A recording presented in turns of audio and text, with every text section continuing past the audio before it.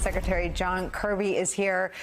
So, John, I watched your briefing, and I know a lot of people try to get you to say what you think Russia is doing. I'm not going to do that. I want to ask you, when we talk about more sanctions, how much more gas is in the tank? What have we held back? What else can we do? Well, I don't want to get ahead of the president here, but I think clearly there are additional economic levers that can be pulled, not just by the United States, but by the international community. And again, I won't get ahead of decisions here. We have already visited upon Mr. Putin very extreme economic consequences. His economy is in tatters. The ruble is worth almost nothing. And it's going to take a while for that to affect his war machine, to be sure. But it hasn't taken that long to affect his economic strength, and he knows that. And again, it's not just about the United States. It's about what other nations are willing to do economically. John, let me play for you something that the Ukrainian foreign minister said about what the world, I guess, woke up to Saturday morning in Bucha. Without an exaggeration, by what we've seen in Bucha and vicinity, we can conclude that Russia is worse than ISIS in the scale and the ruthlessness of the crimes committed. I know from your briefing that we're still doing some of our own investigative work to corroborate what we've seen in Bucha. But if it is indeed confirmed that the Russia's committed these acts, would you agree with the assessment that it's worse than anything ISIS has carried out? Certainly the reports of the size and scale, I think, certainly is worse than what we saw in terms of size and scale out of ISIS. Look, we have no reason to refute the Ukrainian allegations here of atrocities. We see the same evidence that you see, these devastating pictures, which are just sickening.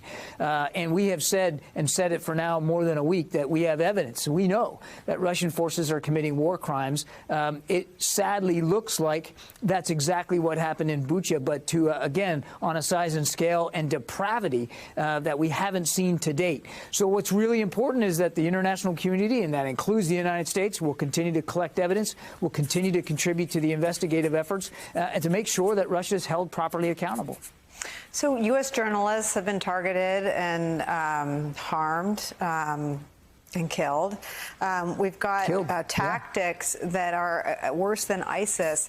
Tell me what else is on the table for us to do, either as a country or alongside our allies.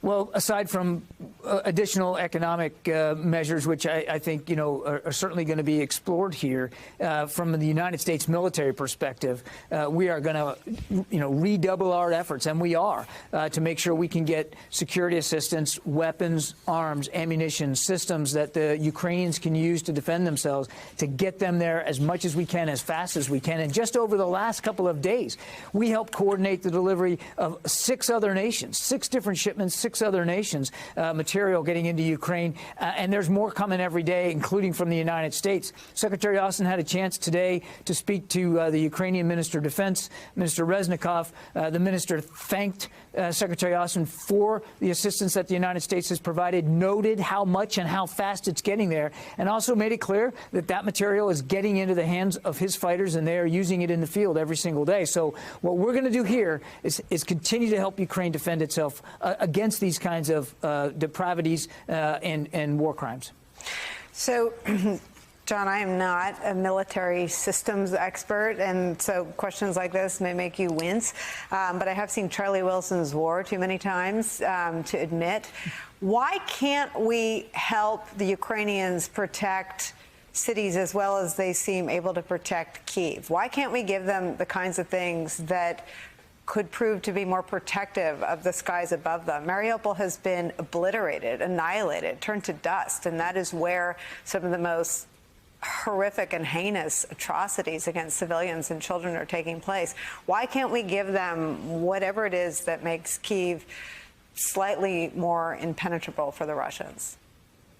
Well, Kyiv hasn't been completely impenetrable, Nicole. They have hit Kyiv very hard from the air. In fact, we still assess that even though their forces are withdrawing and moving away from Kyiv, that Kyiv could still and still is under the threat of long-range airstrikes. And the Russians continue to have that capability.